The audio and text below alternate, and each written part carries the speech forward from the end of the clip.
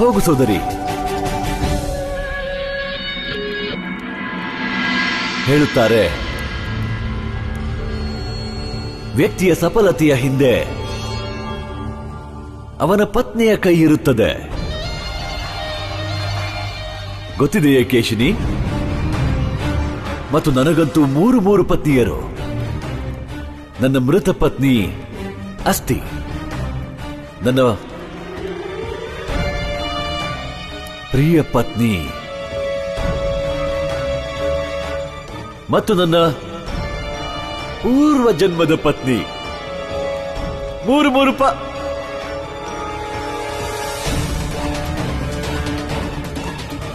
ಮೂರು ಪತ್ನಿಯರು ಇದ್ದರೂ ಸಹ ನನಗೆ ಜೀವನದಲ್ಲಿ ಇನ್ನೂ ಸಫಲತೆ ಸಿಗಲಿಲ್ಲ. ಎಲ್ಲಿ ಆಗಿದೆ ತಪ್ಪು?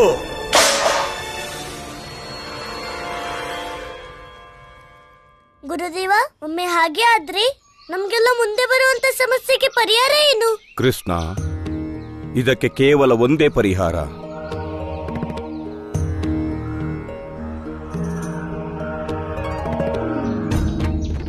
ಅಷ್ಟಸಿದ್ಧಿಗಳು. ಅಷ್ಟಸಿದ್ಧಿನಾ? ಹಾ ಕೃಷ್ಣ, ಅಷ್ಟಸಿದ್ಧಿಗಳು. ಅಷ್ಟಸಿದ್ಧಿಯು ಪ್ರಾಪ್ತವಾದಾಗಲೇ ನೀನು ಭವಿಷ್ಯದಲ್ಲಿ ಕಂಸನ ಎದುರು ಹೋರಾಡಬಹುದು. ಆದ್ರೆ ಗುರುದೇವ, ನಾನು ಅಷ್ಟಸಿದ್ಧಿಗಳನ್ನ ಪ್ರಾಪ್ತಿ ಹೇಗ್ ಮಾಡ್ಕೊಳ್ಳಿ? ಈ ಅಷ್ಟಸಿದ್ಧಿಯು ಜಗತ್ತಿನ ಅತ್ಯಂತ ಪವಿತ್ರ, ಅತ್ಯಂತ ಶಕ್ತಿಶಾಲಿ ಸಿದ್ಧಿಯಾಗಿದೆ. ಈ ಅಷ್ಟಸಿದ್ಧಿಗಳ ಪಡೆಯುವುದು ಅಷ್ಟೊಂದು ಸುಲಭದ ಕಾರ್ಯವೇನಲ್ಲ. ಈ ಅಷ್ಟಸಿದ್ಧಿಗಳನ್ನು ಪಡೆಯುವುದಕ್ಕಾಗಿ ನೀನು ನಿನ್ನ ಗೃಹತ್ಯಾಗ ಮಾಡಿ ನಿನ್ನ ಗುರುದೇವರ ಸಾನ್ನಿಧ್ಯದಲ್ಲಿರಬೇಕು. ಆದ್ರೆ ಗುರುದೇವ, ಇದಕ್ಕಾಗಿ ನಾನು ಅಮ್ಮ ಅಪ್ಪನ ಹತ್ರ ಆಜ್ಞೆ ತಗೋಬೇಕಾಗತ್ತೆ. ಮತ್ತೆ ಎಲ್ಲಿವರೆಗೂ ನನ್ ಗೊತ್ತಿದ್ಯೋ, ಶಿಕ್ಷಣಕ್ಕಾಗಿ ಅವ್ರು ನಿಮ್ಮ ಆಶ್ರಮಕ್ಕೆ ನನ್ನ ಯಾವತ್ತೂ ಕಳಿಸ್ಕೊಡಲ್ಲ. ನೀನು ಚಿಂತೆ ಮಾಡಬೇಡ ಕೃಷ್ಣ, ಈ ವಿಷಯದಲ್ಲಿ ನಾನು ಸ್ವತಃ ನಂದನಲ್ಲಿ ಮಾತನಾಡುವೆ.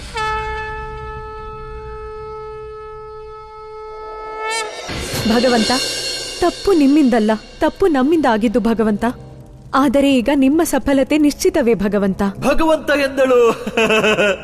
ನನ್ನ ಪ್ರಿಯ ಪತ್ನಿ ಪ್ರಾಪ್ತಿ ಮಾತಾಡಿದಳು. ಕೇಳಿ ಇವಳ ಸಿಹಿ ಮಾತು. ಈಗ ನನ್ನ ಸಫಲತೆಯ ಮೇಲೆ ಯಾವ ಸಂದೇಹವೂ ಇಲ್ಲ. ನನಗೆ ಕೇವಲ ಕಳೆದು ಹೋದ ಪತ್ನಿಯರು ಸಿಗಲಿಲ್ಲ.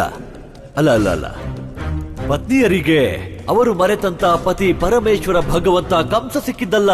ಜೊತೆಗೆ ಇಂದು ನಿಮ್ಮಿಬ್ಬರ ಪಿತಾಶ್ರೀ ಮಹಾರಾಜ ಜರಾಸಂಧ ವರ್ಷಗಳ ನಂತರ ಮಥುರೆಗೆ ಬರುತ್ತಿದ್ದಾರೆ. ಹೋಗಿ ಅಸ್ತಿ ಪ್ರಾಪ್ತಿ, ಅವರ ಸ್ವಾಗತಕ್ಕೆ ಸಿದ್ಧತೆ ಮಾಡಿ. ಇಲ್ಲಿ ಮೊದಲು ನಾನು ಹೋಗುವೆ. ಮಹಾರಾಜ ಜರಾಸಂಧನಿಗೆ ಜೈ. ಮಹಾರಾಜ.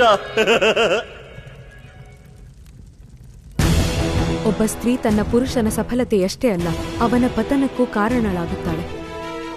ತನ್ನನ್ನೇ ಭಗವಂತ ಎನ್ನುವ ಈ ಕಂಸ ಇವನೇನೆಂದುಕೊಂಡ? ಇವನ ಅತ್ಯಾಚಾರಗಳನ್ನು ನಾವು ಮರೆತೆವೆ. ಆದರೆ ಇದು ಮರೆವಿಗಲ್ಲ, ಪ್ರತೀಕಾರ ಪಡೆಯುವ ಸಮಯ. ಗುರುದೇವ, ಕೃಷ್ಣನ್ಗೆ ನಿಮ್ಮ ಸಾನ್ನಿಧ್ಯ ಸಿಕ್ಕಿರೋದು ನಮಗೆಲ್ಲ ಸೌಭಾಗ್ಯದ ವಿಷಯ. ಆದ್ರೆ ಇದಕ್ಕೂ ಮೊದಲು ಯಾವುದೇ ಗೊಲ್ಲ ಗುರುಕುಲಕ್ಕೆ ಹೋಗೇ ಇಲ್ಲ. ಅಪ್ಪ, ಇದ್ರ ಅವಶ್ಯಕತೆ ಇಲ್ಲ. ಯಾವ್ದು ಮೊದ್ಲಾಗಿ ಇಲ್ವೋ ಅದನ್ನ ಯಾವತ್ತೂ ಮಾಡಬಾರ್ದು. ಆನಂದ, ಪರಿವರ್ತನೆಯ ಪ್ರಕೃತಿಯ ಅತಿ ದೊಡ್ಡ ನಿಯಮ. ಅವಶ್ಯಕತೆಗನುಸಾರ ಪ್ರಕೃತಿಯೇ ಸ್ವತಃ ಪರಿವರ್ತನೆ ಮಾಡಿದರೆ ಆಗ ಸಮಾಜದಲ್ಲೂ ಪರಿವರ್ತನೆ ಆಗಲೇಬೇಕಲ್ಲ. ಅಪ್ಪ, ಈ ಪರಿವರ್ತನೆಯಿಂದ ನಮ್ಗೆ ಲಾಭ ಇದ್ರಿ ನಾವೀಗ ಲಾಭ ಯಾಕೆ ತಗೋಬಾರ್ದು? ಆದ್ರೆ ಕೃಷ್ಣ, ನನಗೇನ್ ಅರ್ಥ ಆಗ್ತಿಲ್ಲ ಅಂದ್ರೆ, ಈ ಶಿಕ್ಷೆಯಿಂದ ನಮ್ಮ ಗೊಲ್ಲರಿಗೆ ಏನ್ ಲಾಭ ಇದೆ? ಕೊನೆಗೆ ನಾವಂತೂ ದನಾನೇ ಮೇಯಿಸೋದು. ಅಪ್ಪ, ಶಿಕ್ಷಣ ಪಡ್ಕೊಂಡ ನಂತರ ನಾವು ಇನ್ನೂ ಚೆನ್ನಾಗಿ ನಮ್ಮ ದನಗಳನ್ನ ನೋಡ್ಕೊಳಕ್ಕಾಗತ್ತೆ. ಯಾಕಂದ್ರೆ ಈಗ ನಾವು ಕೇವಲ ನಮ್ಮ ಅನುಭವದಿಂದ ಗೋಪಾಲನೆ ಮಾಡ್ತೀವಿ. ಆದ್ರೆ ಶಾಸ್ತ್ರ ಓದೋದ್ರಿಂದ ನಾವು ಅವರ ಅನುಭವವನ್ನು ಕೂಡ ತಿಳ್ಕೋಬಹುದು.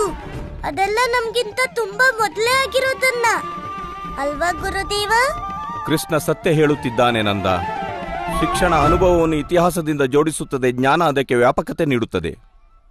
ಅದಕ್ಕಾಗಿ ಸರಳವೋ ಜಟಿಲವೋ, ಸಣ್ಣದೋ ದೊಡ್ಡದೋ, ಸಾಧಾರಣವೋ ಇಲ್ಲ ಮಹತ್ವವೋ, ಜೀವನದ ಪ್ರತಿಯೊಂದು ಕಾರ್ಯ ಮಾಡುವುದಕ್ಕೆ ಶಿಕ್ಷಣವೇ ಅತ್ಯಂತ ಅವಶ್ಯಕವಾಗಿರುತ್ತದೆ. ನಿಮ್ ಮಾತು ನಿಜವಾದ್ರೆ ಗುರುದೇವ, ಕೇವಲ ಕೃಷ್ಣಂಗೆ ಯಾಕೆ, ಎಲ್ಲ ಗೊಲ್ಲ ಬಾಲಕರಿಗೂ ಶಿಕ್ಷಣ ಸಿಗ್ಬೇಕು. ನಂದ, ಇದು ಇನ್ನೂ ಉತ್ತಮ ವಿಚಾರವೇ. ಅಪ್ಪ, ನೀವಂತೂ ನನ್ ಮನ್ಸಿನ ಮಾತು ಹೇಳ್ಬಿಟ್ರಿ. ಈಗ ನಾನಲ್ದೆ ಜೊತೆಗೆ ಸಂಪೂರ್ಣ ವೃಂದಾವನ ವಾಸಿಗಳ ಬಾಲಗೊಲ್ಲರೆಲ್ಲ ಶಿಕ್ಷಣ ಪಡ್ಕೋತಾರೆ.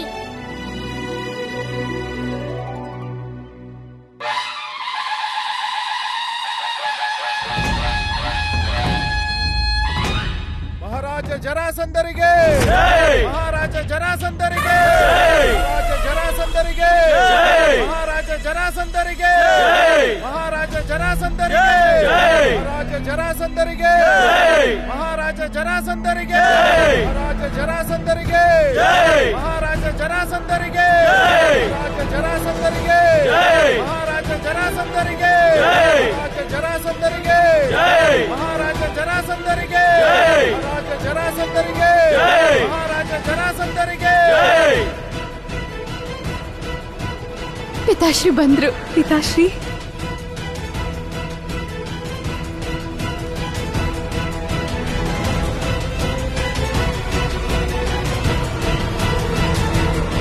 ಮಹಾರಾಜ ಜರಾಸಂಧರಿಗೆ, ಮಹಾರಾಜ ಕಂಸನಿಗೆ, ಜರಾಸಂಧರಿಗೆ, ಮಹಾರಾಜ ಕಂಸನಿಗೆ, ಜರಾಸಂಧರಿಗೆ, ಮಹಾರಾಜ ಕಂಸನಿಗೆ, ಜರಾಸಂಧರಿಗೆ.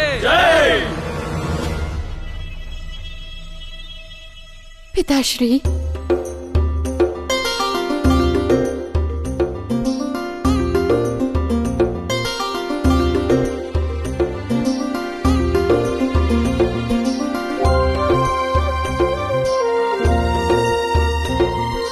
ಶುಭಮಸ್ತು ಪುತ್ರಿಯರೇ. ಮನ ಖುಷಿಗೊಂಡಿದೆ. ಮನ ಖುಷಿಗೊಂಡಿತು. ಆದರಣೀಯ ಮಾವನವರೇ, ಸುಸ್ವಾಗತಂ.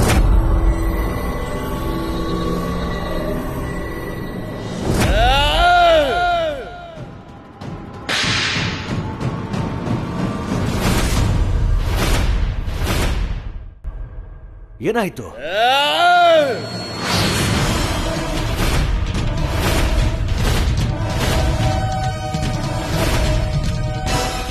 ನಿಮಗೇನಾಗಿದೆ? ನಿಮ್ಮ ಅಳಿಯನ ಮೇಲೆ ಕೈ ಎತ್ತುವ ಹಾಗಿಲ್ಲ. ತಪ್ಪು ನನ್ನದೇ. ನಾನು ನಿನ್ನನ್ನು ಅಳಿಯನನ್ನಾಗಿ ಮಾಡಿಕೊಂಡೆ. ಏಕೆ ನಿಮ್ಮ ಪುತ್ರಿಯನ್ನು ವಿಧವೆ ಮಾಡುತ್ತಿದ್ದೀರಿ ಮಾವನವರೇ? ಅಸ್ಥಿ ಪ್ರಾಪ್ತಿ ತಿಳಿಸಿ ಇವರಿಗೆ.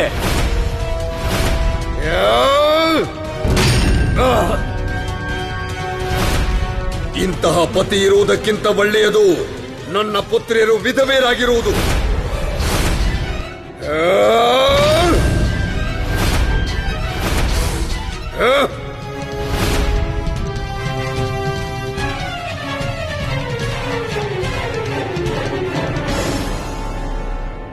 ನಾನು ನಿನ್ನನ್ನು ಅಳಿಯ ಮಾಡಿಕೊಂಡರೆ ನೀನು ಎಲ್ಲರ ಭಾಗ್ಯ ವಿಧಾತ ಆಗಿಯೋ? ಸಾಕು, ಈಗ ನೋಡು ನಾನು ನಿನ್ನ ಭಾಗ್ಯವ ಹೇಗೆ ನಾಶ ಮಾಡುವೆ. ಭಗವಂತ ಕಂಸ.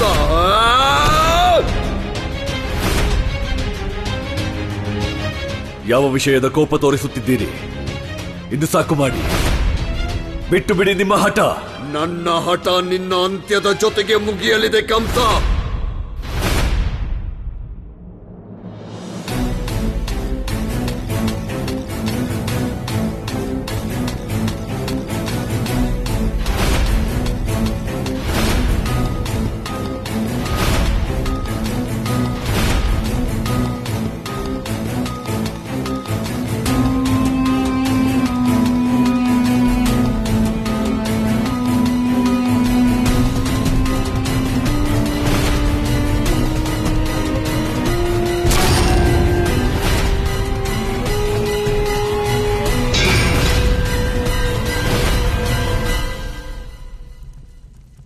ಏನಾಯಿತು ಮಾವನವರೇ? ವಾಹ್ ಅಳಿಯ, ಇಂದಿಗೂ ನೀನು ಅದೇ ಬಲಶಾಲಿ ಕಂಸನೇ. ನಿನ್ನ ಬಲಕ್ಕೆ ಪ್ರಸನ್ನನಾಗಿಯೇ ನಾನು ನನ್ನ ಇಬ್ಬರು ಪುತ್ರಿಯರ ವಿವಾಹ ನಿನ್ನ ಜೊತೆ ಮಾಡಿದ್ದು. ಜಗತ್ತಿನ ಭಾಗ್ಯ ವಿಧಾತ ನನ್ನ ಅಳಿಯ. ಮನ ಬಹು ಖುಷಿಗೊಂಡಿದೆ. ಬಾ, ಆಲಂಗಿಸು.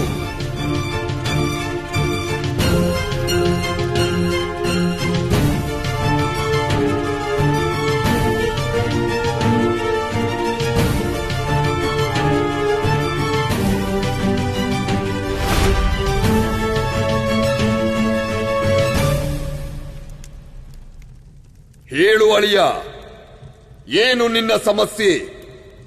ಏನು ನಿನ್ನ ಇಚ್ಛೆ? ಯಾತಕ್ಕಾಗಿ ನೀನು ನನ್ನನ್ನು ಇಲ್ಲಿ ಕರೆದದ್ದು? ನನ್ನದೊಂದೇ ಸಮಸ್ಯೆ.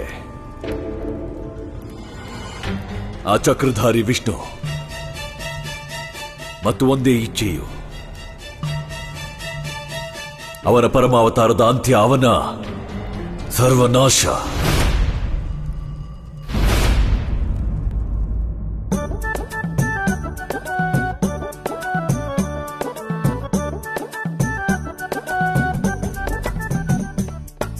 ನಿಂತ್ಕೊಳ್ಳಿ.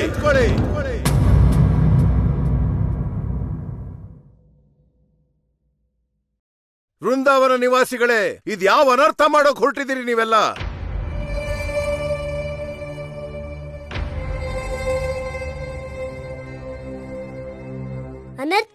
ಅನರ್ಥ ಮಾಡಕ್ಕಲ್ಲ ಶಾಸ್ತ್ರಿಗಳೇ, ಬದಲಿಗೆ ಅನರ್ಥನ ದೂರ ಮಾಡೋದಿಕ್ಕೆ, ಶಿಕ್ಷಣನ ಪಡೆಯೋದಿಕ್ಕೆ ಗುರುಕುಲಕ್ಕೆ ಹೋಗ್ತಿದೀವಿ ನಾವು. ಗೊಲ್ಲ ಮತ್ತೆ ಗುರುಕುಲ?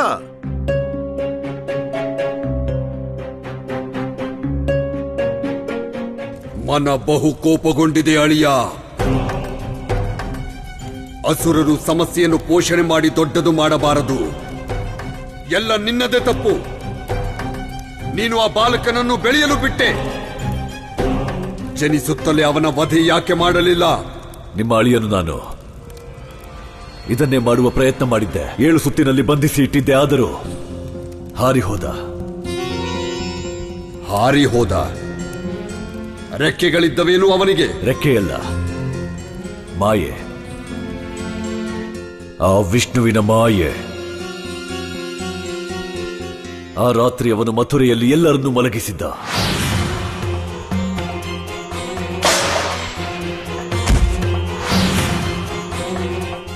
ಆದರೆ ಆ ರಾತ್ರಿ ಮಲಗಿದ ಮೇಲೆ ನಂತರವಾದರೂ ಏಳಲಿಲ್ಲವೇ ನೀನು?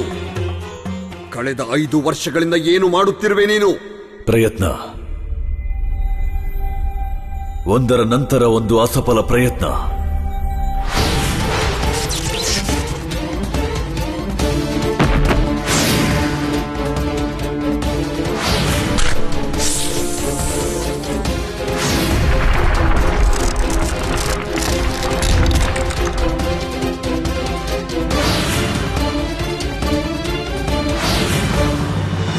ಮನ ಬಹು ಕ್ರೋಧಗೊಂಡಿದೆ. ಇದರ ಅರ್ಥ ಈಗ ಆತ ಯಾರೋ ಸಾಧಾರಣ ಬಾಲಕನೇ ಅಲ್ಲ. ಈಗ ಅವನನ್ನು ಸಾಯಿಸಲು ಆಗದು. ಅದಕ್ಕೆಂದೇ ನಾನು ನಿಮ್ಮನ್ನು ಇಲ್ಲಿಗೆ ಕರೆದಿದ್ದು. ಅವನನ್ನು ಸಾಯಿಸಲು ಆಗದು ಎಂದರೆ ಏನರ್ಥ? ಒಪ್ಪಿಕೊಂಡೆ, ನನ್ನಿಂದ ತಪ್ಪು ಆಗಿದೆ ಮಾವನವರೇ. ಆದರೆ ಏನು ಮಾರ್ಗವಿಲ್ಲವೇ ಆ ವಂಚಕನ ಪೂರ್ಣಾವತಾರದ ಅಂತ್ಯಕ್ಕೆ? ಮಾರ್ಗವಿದೆ ಅಳಿಯ, ಒಂದು ಮಾರ್ಗವಿದೆ. ಈಗ ಯಾವ ಕಾಲದಿಂದ ತಪ್ಪಾಗಿದೆಯೋ ತಪ್ಪಿನ ಸುಧಾರಣೆಯು ಅದೇ ಕಾಲದಿಂದ ಆಗಬಹುದು. ಸಾಯ್ತಾನೆ, ನಿನ್ನ ಶತ್ರು ಅವಶ್ಯ ಸಾಯ್ತಾನೆ. ಮತ್ತೆ ನನ್ನ ಹಾಗೆ ನಿನ್ನ ಮನವು ಬಹು ಖುಷಿಗೊಳ್ಳಲಿದೆ ಅಳಿಯ. ನಂದ, ನೀನು ಹೀಗೆ ಯೋಚನೆ ಮಾಡಿದ್ದಾದ್ರೂ ಹೇಗೆ? ದನ ಮೇಯಿಸೋರು ಗುರುಕುಲಕ್ಕೆ ಹೋಗ್ಬೋದಾ? ಈ ನಿನ್ನ ಅವ್ಯವಸ್ಥೆಯ ಪರಿಣಾಮ ಗೊತ್ತಾ ನಿನಗೆ? ಎಲ್ಲ ಗೊಲ್ಲರು ಗುರುಕುಲಕ್ಕೆ ಹೊರಟು ಬಿಟ್ರೆ ನಡೆದು ಬಂದಂತಹ ವ್ಯವಸ್ಥೆ ಮುರಿದು ಬೀಳೋದಿಲ್ವಾ? ಶಾಸ್ತ್ರಿಗಳೇ, ನಾವು ಶಿಕ್ಷಣ ಪಡೆಯೋದಿಕ್ ಹೋಗ್ತಿದೀವಿ, ಯುದ್ಧ ಮಾಡಕ್ಕಲ್ಲ. ನಂದ, ತಿಳಿ ಹೇಳು ಈ ಬಾಲಕನಿಗೆ. ಶಾಸ್ತ್ರಿಗಳ ಅವಮಾನ ಮಾಡೋದು ನೀವು ಭಗವಂತನಿಗೆ ಕೋಪ ತರಿಸೋ ಹಾಗೆ. ನಾವು ಜ್ಞಾನ ಪಡ್ಕೊಳ್ಳೋದ್ರಿಂದ ಭಗವಂತ ಯಾಕೆ ಕೋಪ ಮಾಡ್ಕೋತಾನೆ ಅಲ್ವಾ ಅಪ್ಪ? ಇಲ್ಲಿ ದೊಡ್ಡವರು ಮಾತಾಡೋ ಜಾಗದಲ್ಲಿ ಮಗು ಮಾತಾಡುತ್ತೆ. ಇಲ್ಲಿ ಪುರೋಹಿತರಿಗೆ ಅವಮಾನ ಆದರೂ ಇಲ್ಲಿನ ಯಜಮಾನ ಸುಮ್ಮನೆ ಇದ್ದಾನೆ. ಅಂತಹ ಯಜಮಾನನ್ನ ತ್ಯಜಿಸೋದೇ ಒಳ್ಳೇದು. ಇದೇ ಧರ್ಮ. ವೃಂದಾವನ ವಾಸಿಗಳೇ, ನಾನು ನಿಮಗೆ ಕೊನೆಯದಾಗಿ ಎಚ್ಚರಿಕೆ ನೀಡ್ತಿದ್ದೀನಿ. ಇವತ್ತೇನಾದ್ರೂ ಈ ಗೊಲ್ಲ ಗುರುಕುಲಕ್ಕೆ ಹೋದ್ರೆ ಇನ್ಮೇಲಿಂದ ನಾವು ಈ ವೃಂದಾವನದಲ್ಲಿ ಯಾವುದೇ ಪೂಜೆಗಳನ್ನ, ಯಾವುದೇ ಧರ್ಮ ಕರ್ಮ, ಯಾವುದೇ ಶ್ರಾದ್ದ, ಯಾವುದೇ ವಿವಾಹ ಮುಂಡನ ನಾವು ಮಾಡೋದಿಲ್ಲ.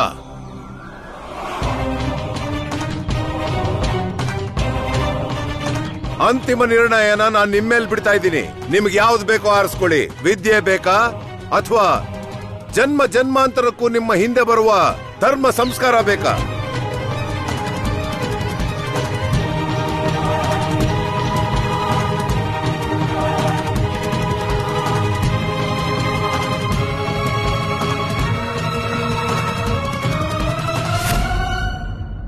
ಅಕ್ಕ, ನೀನು ಸರಿಯಾಗಿ ಯೋಚಿಸಿರುವೆಯಲ್ಲ? ಏಕೆಂದರೆ ನೀನೀಗ ಮಾಡ ಹೊರಟಿರುವುದರ ಪರಿಣಾಮ ಭಯಾನಕವಾಗಿರುತ್ತದೆ. ಪ್ರಾಪ್ತಿ, ಇನ್ನು ಇದಕ್ಕಿಂತ ಭಯಾನಕ ಏನಿರಲು ಸಾಧ್ಯ? ನಮ್ಮಿಬ್ಬರದು ಮೃತ್ಯುವಾಗಿತ್ತು ಮತ್ತು ಇಂದು ನಮಗೆ ಜೀವದಾನ ಸಿಕ್ಕಿದೆ ಮತ್ತು ಪಿತಾಶ್ರೀಯೂ ಇಲ್ಲಿಯೇ ಇದ್ದಾರೆ. ಕಂಸನಿಗೆ ಶಿಕ್ಷೆ ಕೊಡಿಸುವ ಅವಕಾಶ ಈಗ ನಮಗೆ ದೊರಕಿದೆ.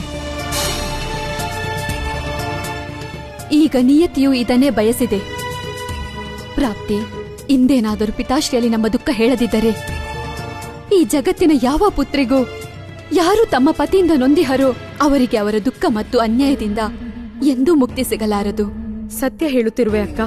ಕೇವಲ ಪಿತಾಶ್ರೀಯಷ್ಟೇ ಈ ಕಂಸನಿಗೆ ಶಿಕ್ಷೆ ಕೊಡಬಹುದು ಮತ್ತು ನಮ್ಮ ಮೇಲಾದ ಅತ್ಯಾಚಾರಕ್ಕೆ ಆ ಕಂಸನಿಂದ ಪ್ರತೀಕಾರ ಪಡೆಯುತ್ತಾರೆ.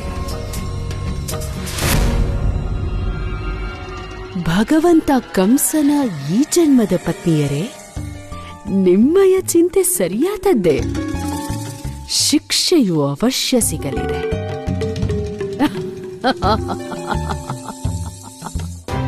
ನಂದಣ್ಣ, ಈಗ ಶಾಸ್ತ್ರಿಗಳು ವೃಂದಾವನನ ಬಹಿಷ್ಕಾರ ಮಾಡಿದ್ರೆ ಇನ್ಮೇಲೆ ಯಾವ ಮಕ್ಕಳ ಮದ್ವೆನೂ ನಡೆಯೋದಿಲ್ಲ. ಅವ್ರ ಜೀವನ ಸಂಸ್ಕಾರ ಆಗಲ್ಲ, ಮೃತ್ಯು ಸಂಸ್ಕಾರನೂ ಆಗಲ್ಲ. ಇಂಥ ಶಿಕ್ಷಣದಿಂದ ನಮ್ಗೇನ್ ಲಾಭ? ಅದಕ್ಕಾಗಿ ಈ ಶಿಕ್ಷಣದ ಅವಶ್ಯಕತೆ ಇದೆ ಅಮ್ಮ. ಗುರುದೇವ ಹೇಳ್ತಿದ್ರು, ಯಾರಿಗೆ ಧರ್ಮದ ಬಗ್ಗೆ ಗೊತ್ತಿದ್ಯೋ ಅವನು ಧರ್ಮ ಸಂಸ್ಕಾರ ಮಾಡಕ್ಕಾಗತ್ತಂತೆ.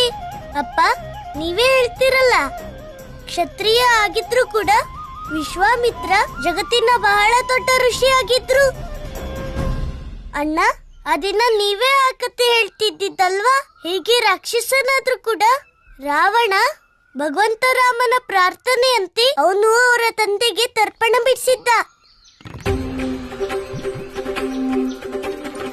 ಮತ್ತೆ ಮಹರ್ಷಿ ವಾಲ್ಮೀಕಿ ಬಗ್ಗೆ ಯಾರು ತಿಳ್ಕೊಂಡಿಲ್ಲ?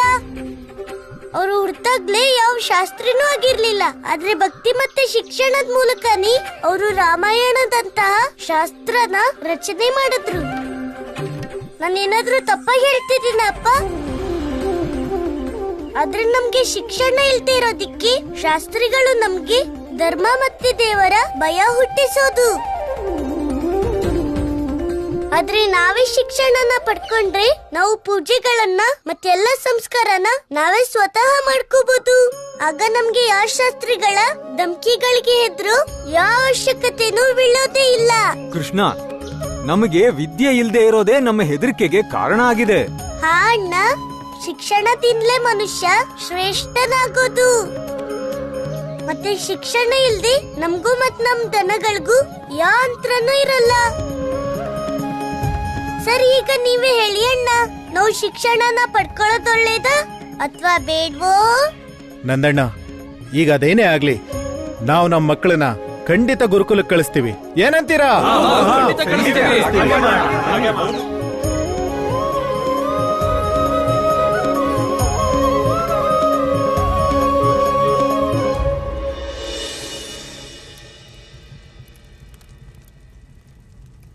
ಅಸುರರ ಪರಮಶತ್ರು ವಿಷ್ಣು ನಿನ್ನಯ ಅಂತ್ಯ ಮಾಡಿ ಮನ ಬಹು ಖುಷಿಗೊಳ್ಳಲಿದೆ. ಪಿತಾಶ್ರೀ, ಪುತ್ರಿ,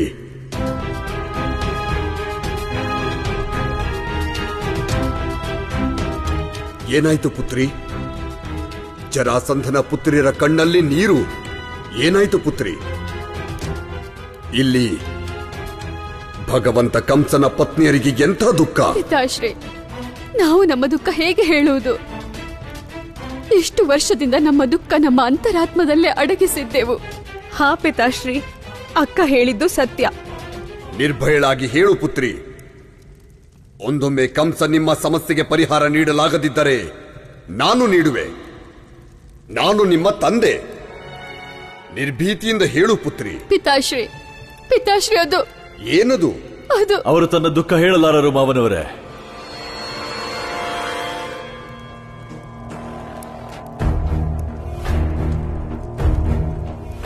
ಹೌದು ಮಾವನವರೇ, ಒಬ್ಬ ಪತ್ನಿ ಹೇಳುವುದಾದರೂ ಹೇಗೆ ಆಕೆ ತನ್ನ ಪತಿಯ ಅತ್ಯಾಚಾರದಿಂದ ದುಃಖಿತಳೆಂದು.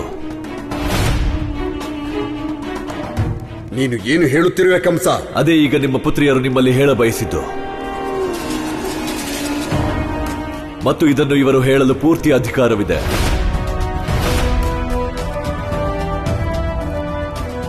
ಏಕೆಂದು ಗೊತ್ತೇ ಮಾವನವರೇ? ಏಕೆಂದರೆ ನಿಮ್ಮ ಈ ಅಳಿಯನು ಯಾರ ಕೈಯಲ್ಲಿ ನೀವು ನಿಮ್ಮ ಪುತ್ರಿಯರ ಕೈ ಇಟ್ಟಿದ್ದೀರೋ, ಯಾರು ಇವರ ರಕ್ಷಣೆಗಾಗಿ ವಚನ ನೀಡಿದ್ದನೋ, ಆ ಪಾಪಿ ಅತ್ಯಾಚಾರಿ ದುರಾಚಾರಿ ಕಂಸನು ನಿಮ್ಮ ಇಬ್ಬರು ಪುತ್ರಿಯರ ಹತ್ಯೆ ಮಾಡಿದ್ದ.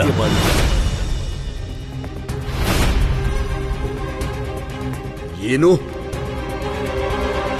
ನ್ಯಾಯ ನೀಡಿರಿ. ನಿಮ್ಮ ಪುತ್ರಿಯರಿಗೆ ನ್ಯಾಯ ನೀಡಿರಿ ಮಾವನವರೇ. ಅಸ್ತಿ, ಪ್ರಾಪ್ತಿ, ನೀವು ಇದನ್ನೇ ಹೇಳ ಬಯಸಿದ್ದಲ್ಲವೇ ನಿಮ್ಮ ಪಿತಾಶ್ರೀಗೆ?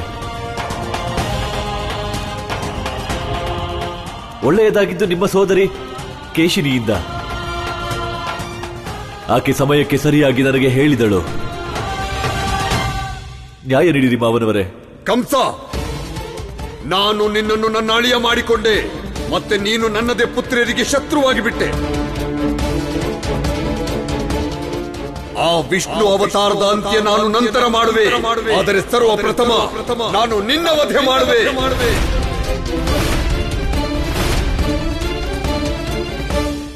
ನೀವೆಲ್ಲ ಸೇರ್ಕೊಂಡು ನಿರ್ಧಾರ ಮಾಡಿದ್ದೀರಾ. ಈಗ ಇನ್ಮೇಲೆ ನನ್ನ ನಿರ್ಧಾರ ಕೇಳಿ. ಇವತ್ತಿನ ನಂತರ ನಾವು ನಿಮ್ಮನ್ನು ತ್ಯಜಿಸ್ತೀವಿ.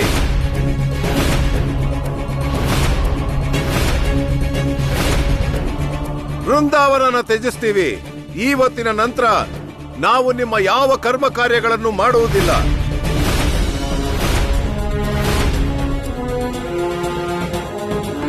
ಶಾಸ್ತ್ರಿಗಳೇ, ಅದ್ರ ಚಿಂತೆನ ನೀವು ಮಾಡೋದ್ ಬೇಡ.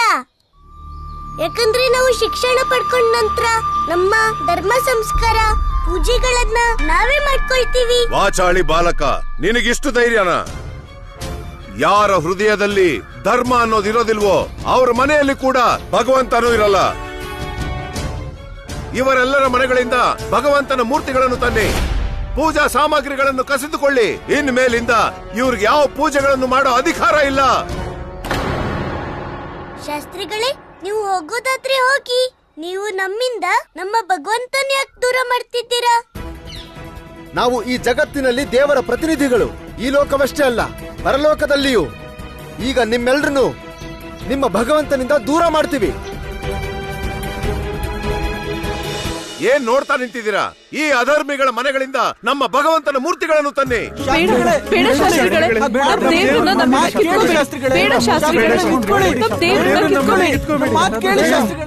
ಶಾಂತಿ ಮಾವನವರೇ, ನನ್ನ ಬಳಿ ಒಮ್ಮೆ ಕೇಳಿ ನೋಡಿರಿ, ನಾನು ಏಕೆ ಹಾಗೆ ಮಾಡಿದ್ದೆಂದು. ಅದರ ನಂತರ ನೀವು ನನಗೆ ಯಾವ ಶಿಕ್ಷೆ ಇತ್ತರೋ ನನಗೆ ಸ್ವೀಕಾರವಿದೆ. ಸಾಕು, ನನಗೆ ತಿಳಿದಿದೆ. ಜರಾಸಂಧನ ಪುತ್ರಿಯರು ಯಾವ ಅಪರಾಧ ಮಾಡಿರುವುದಿಲ್ಲ. ಅಸ್ತಿ, ಪ್ರಾಪ್ತಿ, ನಿರ್ಭೀತಿಯಿಂದ ಹೇಳಿ. ಇಂದು ನಾನು ನಿಮ್ಮ ಪ್ರತಿಯೊಂದು ದುಃಖಕ್ಕೆ ಶಿಕ್ಷೆ ಅವಶ್ಯ ಕೊಡುವೆ.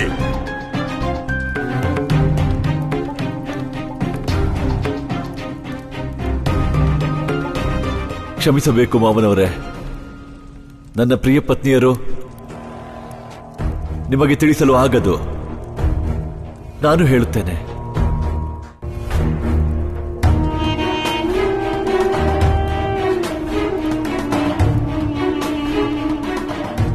ನನ್ನ ಪ್ರಿಯ ಪತ್ನಿ ಪ್ರಾಪ್ತಿ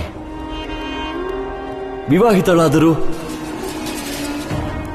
ಇವಳು ಪ್ರೀತಿಸಿದ್ದು ಯಾರೋ ಪರಪುರುಷನನ್ನು ಮತ್ತು ಆಸ್ತಿ.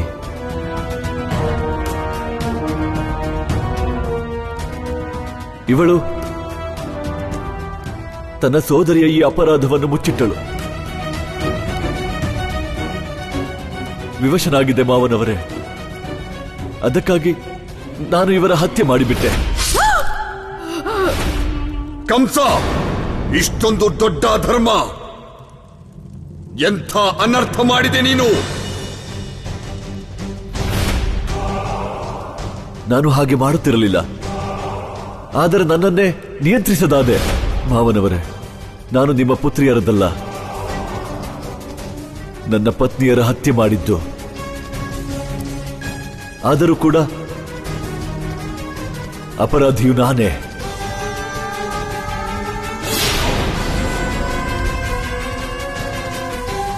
ತೆಗೆದುಕೊಳ್ಳಿ,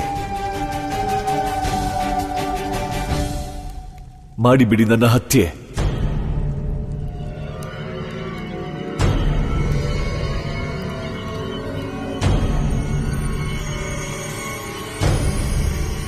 ತಪ್ಪನ್ನು ನೀನೇ ಮಾಡಿದ್ದು ಕಂಸ,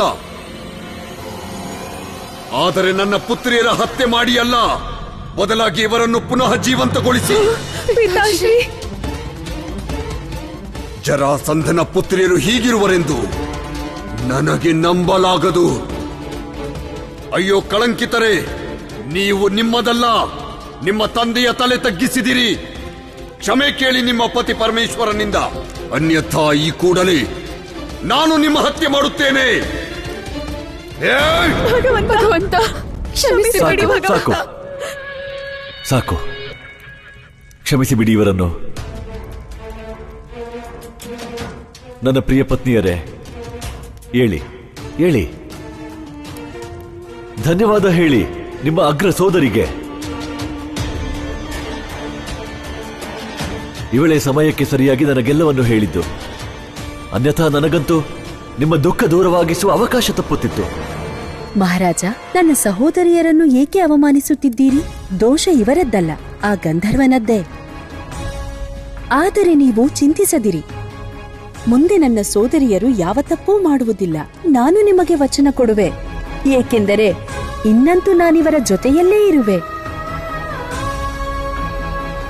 ಬನ್ನಿ ಸಹೋದರಿಯರೇ, ಹೋಗಿ. ಪಿತಾಶ್ರೀ,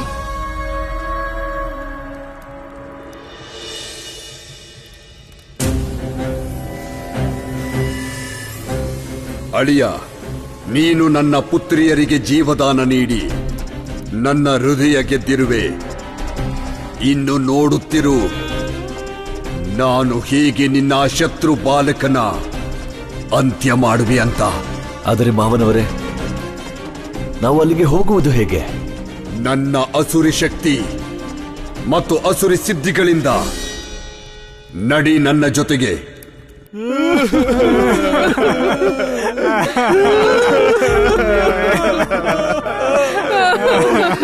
ಅಕ್ಕ, ಅಣ್ಣ, ನೀವೆಲ್ರೂ ಅಳ್ತಿರೋದ್ಯಾಕೆ?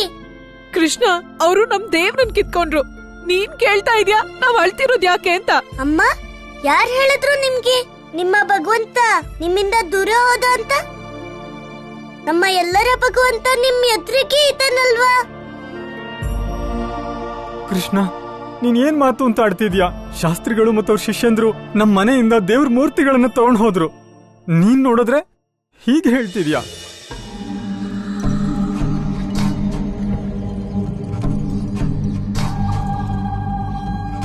ಬಾಳಿಯ, ಮುಂದೆ ಹೊರಡೋಣ.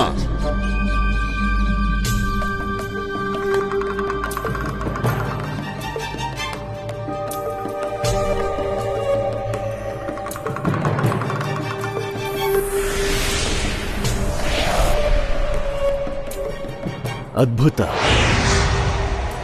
ನೀವೀಗ ನನ್ನನ್ನು ಎಲ್ಲಿ ಕರೆತಂದಿರಿ ಮಾವನವರೇ? ಅಳಿಯ, ನಾನು ನನ್ನ ಸಿದ್ಧಿಯ ಮೂಲಕ ಇಲ್ಲಿಂದ ನಿನ್ನ ಸಮಯದ ಆ ತುದಿಗೆ ಕಳುಹಿಸುವೆ. ಅಂದರೆ ಈ ವರ್ತಮಾನದಿಂದ ಆ ಭೂತಕಾಲಕ್ಕೆ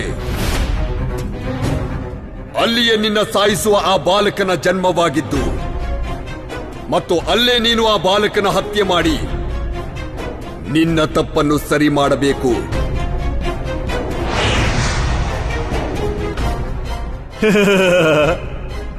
ವರ್ತಮಾನದಿಂದ ಭೂತಕಾಲ. ಆದರೆ ಈ ಯಾತ್ರೆ ಹೇಗೆ ಮಾಡಬೇಕಿದೆ? ಅಳಿಯ, ಇದು ಕಾಲಚಕ್ರದ ಪ್ರವೇಶ ದ್ವಾರ. ದೇವ, ದಾನವ, ಅಸುರ, ಮನುಷ್ಯ, ನರ, ನಾಗ, ಕಿನ್ನರ, ಗಂಧರ್ವ ಯಾರೇ ಇರಲಿ, ಯಾರೇ ಆದರೂ ಈ ಕಾಲಚಕ್ರದ ಒಳಗೆ ಪ್ರವೇಶಿಸುವುದು ಅಸಂಭವವೇ. ಕೇವಲ ಜರಾಸಂಧನೇ ಹೋಗಬಹುದು. ಮತ್ತೆ ನೀನು ಜರಾಸಂಧನ ಅಳಿಯ. ಅದಕ್ಕಾಗಿ ನಿನ್ನನ್ನು ಕಾಲಚಕ್ರದಲ್ಲಿ ಕಳುಹಿಸಿ ಅದರಿಂದ ನಿನ್ನ ಅತೀತಕ್ಕೆ ಕಳುಹಿಸುವೆ. ಮತ್ತೆ ಅದು ಅದೇ ಸಮಯಕ್ಕೆ ಯಾವಾಗ ನಿನ್ನ ಪರಮ ಶತ್ರು ಆ ಬಾಲಕನ ಜನ್ಮವಾಗಿತ್ತು.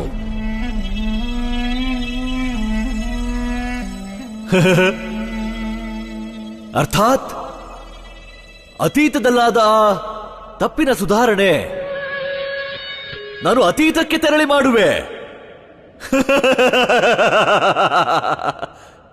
ಹೌದು ಅಳಿಯ, ಆದರೆ ನೆನಪಿರಲಿ, ಇದು ಸುಲಭವಿರದು. ನೀನು ನಿನ್ನ ಸ್ಥೂಲ ಶರೀರವನ್ನು ತ್ಯಜಿಸಿ ನಿನ್ನ ಸೂಕ್ಷ್ಮ ಶರೀರದ ಮೂಲಕ ಆ ಸಮಯದಲ್ಲಿ ಪ್ರವೇಶ ಮಾಡಬೇಕು. ಮತ್ತಿದು ಅತ್ಯಂತ ಪೀಡದಾಯಕ ಮತ್ತು ಯಾತನೆ ತುಂಬಿದ ಅನುಭವವಾಗಿದೆ. ಕಳೆದ 5 ವರ್ಷಗಳಲ್ಲಿ ಆ ಬಾಲಕನನ್ನು ಹುಡುಕಲು ಎಷ್ಟು ಕಷ್ಟಗಳು ಬಂತೋ ಅದಕ್ಕಿಂತ ಅಧಿಕ ಕಷ್ಟ ಇನ್ಯಾವುದೂ ಇರದು. ನೀವು ನನ್ನನ್ನು ಈಗ ಅತೀತಕ್ಕೆ ಕಳುಹಿಸುವ ಸಿದ್ಧತೆ ಮಾಡಿರಿ. ಹಾಗೆ ಆಗಲಿ. ಈಗ ನಾನು ಸರಿಪಡಿಸಲಾಗದ್ದನ್ನು ಮಾಡುತ್ತೇನೆ. ನಾನು ಜರಾಸಂಧ ನನ್ನೆಲ್ಲ ಪ್ರಬಲ ಅಸುರಿ ಶಕ್ತಿ ಮತ್ತು ಅಸುರ ಸಿದ್ಧಿಗಳಿಂದ ಈ ಕಾಲಚಕ್ರದ ಗತಿಯನ್ನು ತಡೆಯುತ್ತೇನೆ ಮತ್ತು ಈ ಕಾಲಚಕ್ರವನ್ನು ಹಿಂದೆ ತಿರುಗಿಸುವೆ.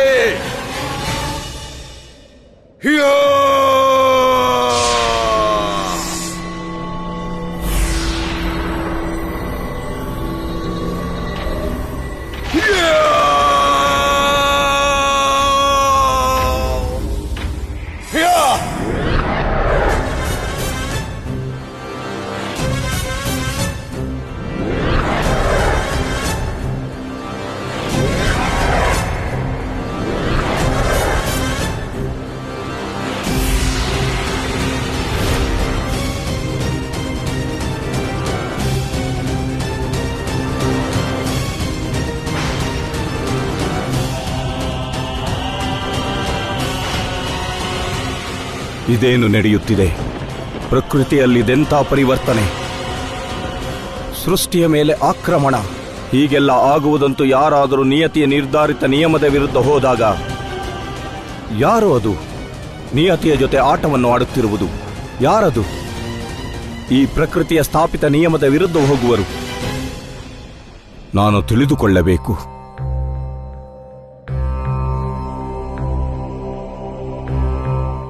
ಅಣ್ಣ, ಆ ಶಾಸ್ತ್ರಿಗಳು ಮತ್ತವರ ಶಿಷ್ಯರ್ ತಗೊಂಡೋಗಿದ್ದು ಅವು ಕೇವಲ ಮೂರ್ತಿಗಳಷ್ಟೇ. ಅಮ್ಮ ಹೇಳ್ತಾಳೆ, ಆಕಾರವಿಲ್ಲದ ನಿರ್ಗುಣ ಅವನು. ದೇವರು ಆಕಾರವನ್ನ ಮೀರ್ತವನು. ಕಿವಿಗಳಿಲ್ದೆ ಕೇಳ್ತಾನೆ, ಕೈಗಳಿಲ್ದೆ ಎಲ್ಲ ಕಾರ್ಯನೂ ಮಾಡ್ಬಿಡ್ತಾನೆ. ದೇವರು ನನ್ನಲ್ಲಿದ್ದಾನೆ, ನಿಮ್ಮಲ್ಲಿದ್ದಾನೆ. ದೇವರು ನಮ್ಮೆಲ್ಲರಲ್ಲಿದ್ದಾನೆ.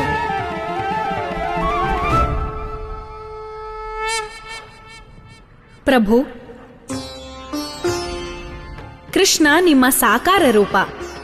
ಆದರೆ ಈಗ ಆತ ಜನರೆದುರು ನಿಮ್ಮ ನಿರಾಕಾರ ರೂಪದ ಸ್ಥಾಪನೆ ಮಾಡುತ್ತಿದ್ದಾನೆ. ದೇವಿ, ದೇವರಿಗೆಂದಿಗೂ ಯಾವುದೇ ಸಾಕಾರದ ಅರ್ಥವಿಲ್ಲ. ಮತ್ತು ಆತ ನಿರಾಕಾರನಲ್ಲ. ದೇವರು ಈ ಎಲ್ಲ ಅರ್ಥವನ್ನು ಮೀರಿದವ. ದೇವರಂತೂ ಜಲದ ಹಾಗೆಯೇ ಆ ಪಾತ್ರೆಯ ಅನುರೂಪ ತನ್ನ ರೂಪಗ್ರಹಣ ಮಾಡಿರುತ್ತಾನೆ. ದೇವಿ, ಭಕ್ತಿಯಲ್ಲಿ ಪ್ರಾಮುಖ್ಯತೆಯು ದೇವರದ್ದಲ್ಲ, ಬದಲಾಗಿ ಭಕ್ತನದ್ದಾಗಿದೆ. ಏಕೆಂದರೆ ಭಕ್ತಿಯಲ್ಲಿ ಮುಳುಗಿದ ಭಕ್ತ ದೇವರನ್ನು ಯಾವ ರೂಪದಲ್ಲೇ ನೋಡಿದರೂ ದೇವರು ಆತನಿಗೋಸ್ಕರ ಅದೇ ರೂಪ ಸ್ವೀಕಾರ ಮಾಡುತ್ತಾನೆ. ಮತ್ತು ಇದೇ ಭಕ್ತ ಮತ್ತು ದೇವರ ಮಧ್ಯದ ಪ್ರಥಮ ಭಾವಬಂಧವು. ಅರ್ಥಾತ್ ಒಳಗಿರುವ ಭಾವನೆಯಂತೆ ಪ್ರಭುಮೂರ್ತಿಯು ಕಣ್ತುಂಬುವುದಂತೆ. ನಾರಾಯಣ ನಾರಾಯಣ. ಕೃಷ್ಣ, ದೇವ್ರೇ ಇಲ್ದೇನೆ ಮನೆ ದೆವ್ವದ ವಾಸ ಆಗ್ಬಿಡುತ್ತೆ. ನಮ್ ದೇವ್ರಿಲ್ದೆ ನಾವಿಲ್ಲಿರೋಕ್ಕಾಗಲ್ಲ ಕೃಷ್ಣ. ಅಮ್ಮ ಹೇಳ್ತಾಳೆ, ತರ್ಕಕ್ಕಿಂತ ದೊಡ್ಡದು ಶ್ರದ್ಧೆ. ಅಲ್ದೆ ತರ್ಕ ಮತ್ತೆ ಶ್ರದ್ಧೆಲಿ ಯಾವಾಗ್ಲೂ ಶ್ರದ್ಧೆನೇ ಗೆಲ್ಲೋದು.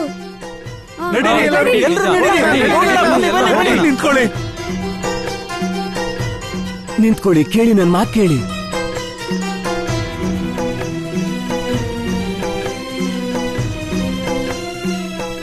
ಅದಕ್ಕೆ ನಾನು ಯಾವುದೇ ಸ್ಥಿತಿಯಲ್ಲೂ ವೃಂದಾವನವಾಸಿಗಳ ಶ್ರದ್ಧೆಯನ್ನ ರಕ್ಷಣೆ ಮಾಡಬೇಕು. ಇಲ್ದಿದ್ರೆ ಬಹಳ ದೊಡ್ಡ ಅನರ್ಥ ಆಗ್ಬಿಡತ್ತೆ. ಅಳಿಯ, ನೋಡು ಈ ಕಾಲಚಕ್ರವನ್ನು. ಕಾಲ ಹಿಮ್ಮುಖವಾಗಿ ಓಡುತ್ತಲಿದೆ. ಸಮಯ ಕೇವಲ ನಿನಗಾಗಿ ಹಿಂದೆ ಸರಿಯುತ್ತಿದೆ. ಸರಿಯಾಗಿ ನೋಡು ಕಂಸ. ಈಗ ಕಾಲಚಕ್ರ ಆ ಸಮಯಕ್ಕೆ ಹೋಗಲಿದೆ. ಆ ಸಮಯವೇ ಆ ಬಾಲಕನ ಜನ್ಮ ಆಗಿದ್ದು. ಕೇವಲ ಆಗಲೇ ನೀನು ಆ ಕಾಲಚಕ್ರದಲ್ಲಿ ಪ್ರವೇಶ ಮಾಡುವೆ. ಸರಿಯಾಗಿ ನೋಡು ಕಂಸ, ಸರಿಯಾಗಿ ನೋಡು.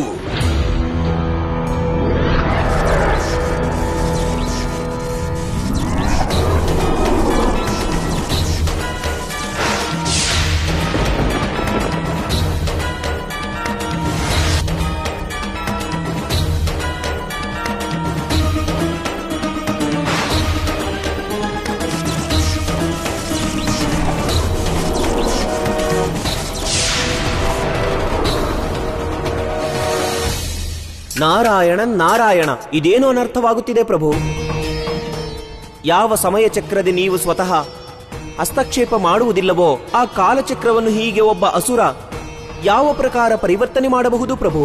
ಹಾ ಪ್ರಭು, ನಾನು ಈಗಲೂ ನನ್ನ ಕಣ್ಣನ್ನು ನಂಬಲಾಗುತ್ತಿಲ್ಲ. ನೀನು ಸತ್ಯ ಹೇಳುತ್ತಿರುವೆ ದೇವಿ. ಇದು ಅವಿಶ್ವಾಸನೀಯವೇ. ಈ ಸಂಪೂರ್ಣ ಸೃಷ್ಟಿಯಲ್ಲಿ ಸಮಯದ ಚಕ್ರವನ್ನು ಯಾರಿಗೂ ಪ್ರಭಾವಿಸಲು ಸಾಧ್ಯವಾಗದು. ಆದರೆ ಜರಾಸಂಧನು ಈ ಸಿದ್ಧಿಯನ್ನು ತನ್ನ ಕಾಲಸಿದ್ಧಿ ಅನುಷ್ಠಾನದ ಮೂಲಕ ಪಡೆದಿದ್ದಾನೆ. ಕಾಲಸಿದ್ಧಿ ಅನುಷ್ಠಾನ? ಹೌದು ದೇವಿ, ಇದು ಕಂಸನ ಜನ್ಮಕ್ಕೂ ಮೊದಲಿನ ವಿಷಯ. ಜರಾಸಂಧ ಸಮಯದ ಗತಿಯನ್ನು ಬಂಧಿಸಲೆಂದು ಕಾಲಸಿದ್ಧಿ ಅನುಷ್ಠಾನ ಮಾಡಿದ್ದ ಮತ್ತು ಬ್ರಹ್ಮದೇವನಿಂದ ಈ ವರದಾನ ಪಡೆದುಕೊಂಡ. ಆತ ಯಾರ ಜೊತೆಯಲ್ಲೂ ಭೂತ, ವರ್ತಮಾನ, ಭವಿಷ್ಯ ಯಾವುದೇ ಕಾಲಕ್ಕೂ ಪ್ರವೇಶ ಮಾಡಬಹುದೆಂದು. ಅಳಿಯ, ನಮ್ಮ ಪರಮಶತ್ರು ವಿಷ್ಣುವಿನ ಆ ಅವತಾರದ ಜನನ ಘಳಿಗೆ ಸಮೀಪ ಬರುತ್ತಿದೆ. ನೀನು ಅವನ ಹತ್ಯೆ ಮಾಡಬೇಕು. ಅಳಿಯ, ಸಿದ್ಧನಾಗಿರು.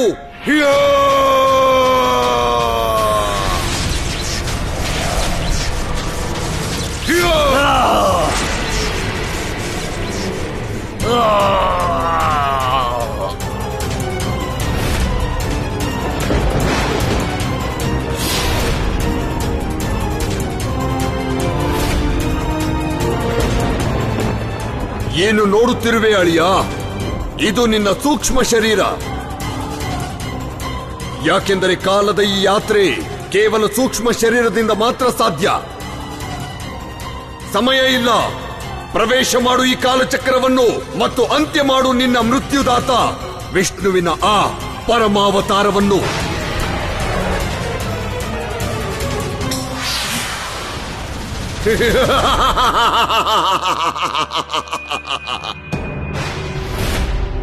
ಹೇ ದೇವರೇ, ಇದೆಂತ ಅನರ್ಥ! ಯಾರೋ ಆ ಪರಮ ಪವಿತ್ರ ಸಮಯವನ್ನು ಪ್ರವೇಶಿಸಿದ್ದಾರೆ. ಅದರಲ್ಲೇ ಪೂರ್ಣಾವತಾರ ಶ್ರೀಕೃಷ್ಣನ ಜನ್ಮವಾಗಿದ್ದು. ಆದರೆ ಯಾರಿಂದ ಸಾಧ್ಯವಿದು? ಆ ಸಮಯಕ್ಕೆ ಅವನು ಪ್ರವೇಶಿಸುವ ಉದ್ದೇಶ ಏನು? ಕಂಸ, ಅವಶ್ಯ ಅದು ಕಂಸನೇ. ಏಕೆಂದರೆ ಈ ಜಗತ್ತಿನಲ್ಲಿ ಕೇವಲ ಕಂಸನಿಗೆ ಈಗ ಆ ಸಮಯ ಮತ್ತು ಕಾಲದ ಗಾಢ ಸಂಬಂಧವಿದೆ. ಮತ್ತು ಕಂಸನ ಜೀವನಕ್ಕೆ ಒಂದೇ ಉದ್ದೇಶವಿದೆ, ಪೂರ್ಣಾವತಾರಿಯನ್ನು ತಲುಪುವುದು. ಆದರೆ ಕಂಸನ ಬಳಿಯಂತೂ ಆ ಶಕ್ತಿಯೇ ಇಲ್ಲ ಕಾಲಚಕ್ರದಲ್ಲಿ ಪ್ರವೇಶ ಮಾಡಲು. ಹಾಗಾದರೆ ಆ ಕಾಲಕ್ಕೆ ಹೋಗಿದ್ದು ಹೇಗೆ? ಜರಾಸಂಧ, ಅವಶ್ಯವಾಗಿ ಜರಾಸಂಧನೇ ಕಂಸನ ಸಹಾಯ ಮಾಡಿದ್ದು. ಈ ಜಗತ್ತಿನಲ್ಲಿ ಕೇವಲ ಅವನಷ್ಟೇ ಹೀಗೆಲ್ಲ ಕಾಲದ ಚಕ್ರ ಪ್ರಭಾವಿತಗೊಳಿಸಬಲ್ಲ. ಅವನು ತನ್ನ ಉದ್ದೇಶದಲ್ಲಿ ಸಫಲರಾಗುವ ಮೊದಲು ನಾನು ಕೃಷ್ಣನಿಗೆ ಈ ಮಹಾಸಂಕಟದ ವಿಷಯ ತಿಳಿಸಲೇಬೇಕು.